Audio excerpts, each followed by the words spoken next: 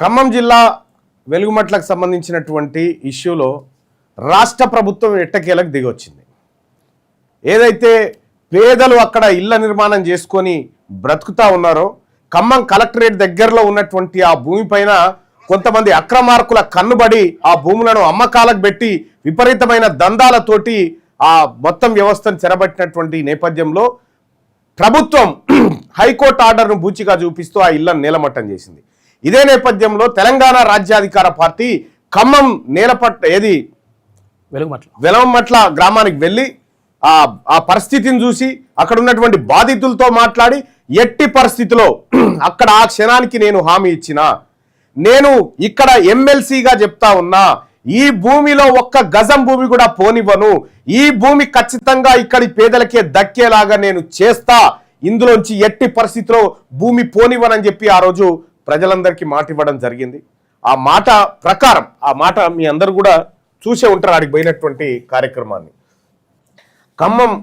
ఖమ్మంలో జరిగినటువంటి ఈ ఉద్యమాన్ని తెలంగాణ రాజ్యాధికార పార్టీ చాలా సీరియస్గా తీసుకొని ప్రజల తరఫున పోరాటం చేయడానికి అక్కడ అంబేద్కర్ భవనము నిర్వాసితులు ఉంటున్నటువంటి తాత్కాలిక ఏరియాల్లోకి పోయి వాళ్ళ కష్ట సుఖాలు తెలుసుకొని వాళ్ళ కన్నీటి గాథలు తెలుసుకొని ఆ భూమిని ఎట్టి పరిస్థితిలో పోనీయమని చెప్పి ప్రజలందరికీ హామీ ఇచ్చి ఇలా ప్రభుత్వానికి వెంటనే కలెక్టర్ దగ్గర పోయి కలెక్టరేట్కి పోయి కలెక్టర్ రిప్రజెంటేషన్ ఇచ్చి ఇందులో ఉన్నటువంటి ముఠా సభ్యులను వెంటనే అరెస్ట్ చేసి పీడీ యాక్ట్ పెట్టి అసలైన పేదలు ఎవరైతే ఉన్నారో ఆ పేదలకు అక్కడే నిర్వాసితులకు అక్కడే అదే భూదాన్ భూముల్లో పట్టాలు దక్కేలాగా ప్రభుత్వం ఏర్పాటు చేయాలి, ఇల్లు నిర్మించేయాలని చెప్పి చెప్పడం జరిగింది. అయితే రాష్ట్ర ప్రభుత్వం నేను ఇదే అంశం పైన మంత్రుల తోటి మాట్లాడడం జరిగింది. మంత్రులతో మాట్లాడి రిక్వెస్ట్ చేసిన అన్నవాళ్ళు పేదవాళ్ళు వాళ్ళకి అక్కడే దక్కాలనేటువంటి విషయాన్ని క్లియర్గా చెప్పడం జరిగింది. చెప్పినటువంటి సందర్భంలో వాళ్ళు కూడా సానుకూలంగా స్పందించి అక్కడే ఇక్కడ ఇవ్వడానికి ఏర్పాటు చేస్తున్నాం మల్లన్న గారు అని చెప్పి చెప్పడం జరిగింది. ఇక్కడే ఏర్పాటు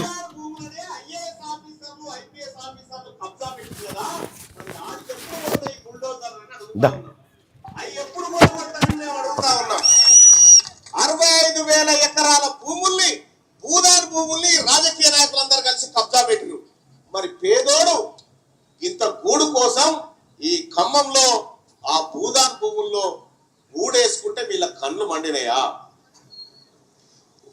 నేను వరంగల్ నల్గొండ ఖమ్మం పట్టభద్రుల ఎమ్మెల్సీగా మీ అందరు గెలిచినటువంటి బిడ్డగా చెప్తా ఉన్నా, ఈ భూమిని ఎట్టి పరిస్థితిలో పోనివ్వను, ఈ భూమి పేదవాళ్ళకే దక్కాలి, ఈ భూమి ఈ పేదవాళ్ళ కన్నీటి గోసల మీద నువ్వు అక్కడ ఏమీ నిర్మించలేవని చెప్పి రాష్ట్ర ప్రభుత్వాన్ని హెచ్చరిస్తా ఉన్నాం. చూసుకుంటాం, మేము కూడా కడుపు మాడినటువంటి బిడ్డల పక్షాన నిలబడడానికి మేము సిద్ధంగా ఉన్నాం. ఈ యుద్ధంలో మేమా మీరా తేలిపోవాల్సినటువంటి అవసరం ఉంది. ఈ యుద్ధంలో అంతిమంగా గెలిచేది మేమే, పేదవాళ్ళమే గెలుస్తాం. అవసరమైతే ఈ 62 ఎకరాలు వదిలితే వదలండి, లేదంటే పక్కనున్న ఈ భూమిని వదిలితే వదలండి, లేకపోతే పక్కనున్న కలెక్టరేట్ ను కూడా కబ్జా పెడతామని చెప్పిన. సో ఆ రకంగా రాష్ట్ర ప్రభుత్వం మిగతా ప్రజా సంఘాలు మిగతా సంఘాల అందరి ఒత్తిడి మేరకు ఇలా తలొద్దింది.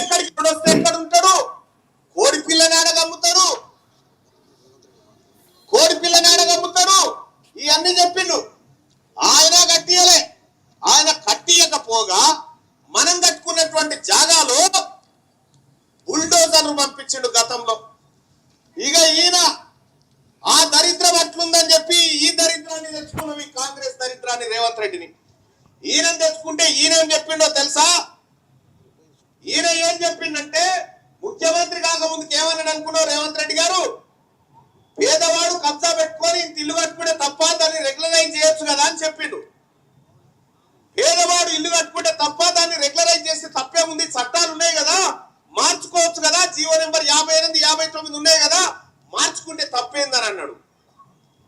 మరి ఈ మార్చుకుంటే తప్పేందన్న మొనగాడే ఇప్పుడు ముఖ్యమంత్రి అయ్యి అట్లా మారుస్తారని ఇల్లు కూడా కొడతా ఉన్నాడు. ఇగో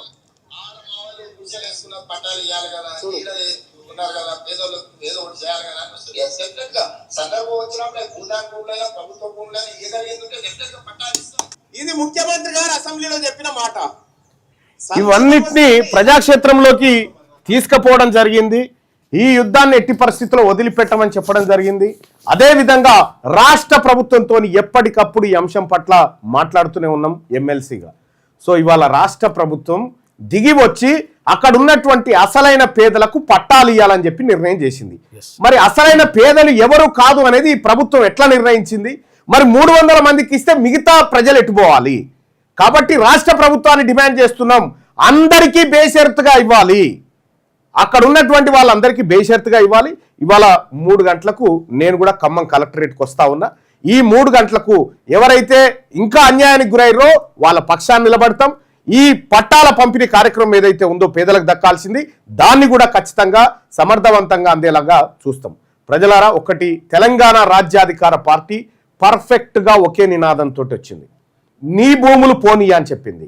మీ భూములు పోనీయం, ఎంతవరకైనా తెగిస్తామనేటువంటి మాట చెప్పడం జరిగింది. ఆ మాట ప్రకారం ఇవాళ పట్టాల పంపిణీ కార్యక్రమం ఉంది. ఆ కార్యక్రమానికి మేము హాజరవుతా ఉన్నాం. నేను కొద్దిసేపట్లో బయలుదేరుతా.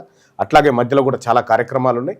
తెలంగాణ రాష్ట్రంలో ఎక్కడ పేదవానికి ఆపద వచ్చినా తెలంగాణ రాజ్యాధికార పార్టీ నిఠారుగా నిలబడి వాళ్ళ పక్షాన పోరాటం చేయడానికి సిద్ధంగా ఉంది.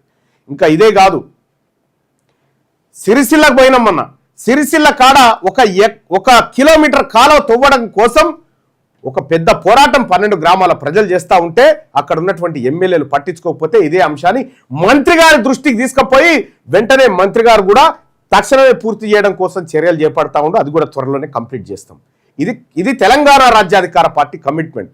ఇవాళ సూర్యాపేటలో మా నాయకుడు వట్టే జానయ్య గారు, ఆ తర్వాత మీ అందరం కూడా కలిసి అక్కడి ఖమ్మంకి వస్తా ఉన్నాం. మా మిగతా నాయకత్వం అంతా. ప్రజలారా, కలెక్టరేట్ దగ్గర 3 గంటలకు కలుసుకుందాం. రైట్, మీరు కొంచెం